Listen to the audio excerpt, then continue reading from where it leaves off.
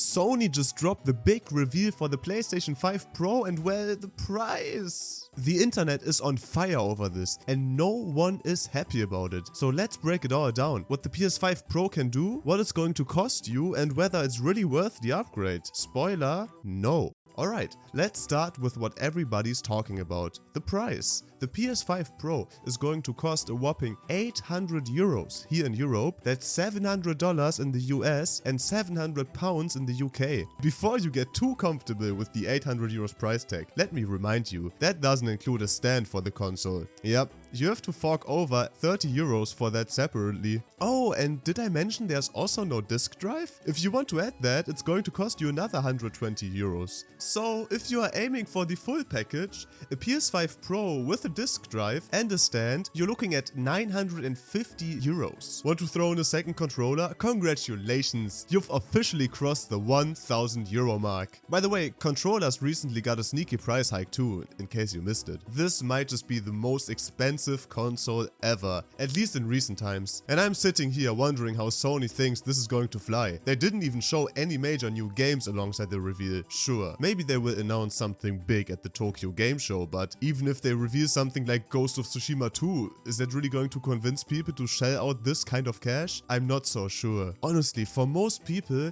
I would say just stick with the base PS5 model. Whether you go for the digital edition or the one with the disc drive, it's up to you. Personally, I would always go for the version with the disc drive. Why? Because physical games are the best. You can resell them or trade them in when you are done. You just don't have that flexibility with digital versions. Ubisoft makes sure we all understand that, but more of that in another video. Plus, let's be real, having a physical collection is still cool. Back to the point, 800 euros for the Pro version is a steep price tag, especially when you look at what you are actually getting. What exactly are we paying this additional 300 euros for compared to the base PS5? Let's start with the design. The PS5 Pro now has these 3 racing stripes on the side. The visual differences aren't that big of a deal. The real difference is, of course, the performance. This is the main reason anybody would consider upgrading to the PS5 Pro. The big selling point is that you no longer have to choose between performance mode and quality mode. With the PS5 Pro, you will get the best of both worlds. Upscaled 4K and 60 FPS. No more having to choose between smoother performance and better visuals. They even mentioned that about 75% of players opt for performance mode anyways, and I'm definitely one of them. I always prioritize smoother gameplay because it just feels better, but now with the PS5 Pro, you don't have to compromise. You can get that 4K resolution and keep your 60 FPS. Now, this sounds great in theory, but which games will actually benefit from this? During the reveal, they showed off a few big titles that will get the 4K 60 FPS treatment right away. Games like Ratchet & Clank Rift Apart, Spider-Man 2, The Last of Us, Demon's Souls, Final Fantasy 16, and Final Fantasy 7 Rebirth are all lined up to take advantage of the PS5 Pro's extra power. I'm also hoping we will see some older games get upscaled to run at 60 FPS too, like Dragon's Dogma 2, or even some of the classics that would benefit from smoother gameplay. But will this happen across the board? I'm not holding my breath. Even if it does, that still leaves the question, is this really worth the extra 300 euros? So here's where it gets tricky. Sure, the performance boost is great. Having upscaled 4K and 60 FPS without having to choose between the two is definitely a win, but it's not worth the money. For me, it's a tough sell, especially when you factor in the cost of losing the disc drive. If you want to add that later, it's 120 euros more, plus another 30 for the stand. All of the sudden, that 800 price is looking closer to 950. If I'm being honest, I'm pretty happy with the performance mode on most games already. The only time I feel the need for more power is when a game doesn't offer 60 FPS at all. Maybe GTA 6 will only run at 30 FPS on the regular PS5, but you will get 60 FPS on the Pro. That could be the deciding factor for some people, but it's not enough for me to justify the price difference. During the presentation, they also showed some side-by-side comparisons between the PS5 Pro and the base PS5. They compared the quality mode on the Pro to the performance mode on the regular PS5. But honestly, the differences were so minor, I had to squint to see them. Only when they zoomed in on the background details, I could spot a difference. Even then, it wasn't anything mind-blowing. And let's not forget, the PS5 Pro isn't giving us native 4K, it's using AI upscaling, similar to what PC gamers have had with DLSS for years. Sure, it's a great tech, and it helps boosting performance while maintaining visual quality, but it's still not native 4K. We also still kept at 60 FPS, even though the AI upscaling tech could likely likely handle more. So while it's cool to finally get the 4K 60 FPS combo that was promised when the PS5 first launched, is it worth the price? I'm just not convinced. At the end of the day, I'm just not sure if the PS5 Pro is worth its hefty price tag. But hey, that's just me. What do you all think? Is the PS5 Pro worth the upgrade, or is it just way too expensive for what you are getting? Let me know in the comments below. I will catch you next time.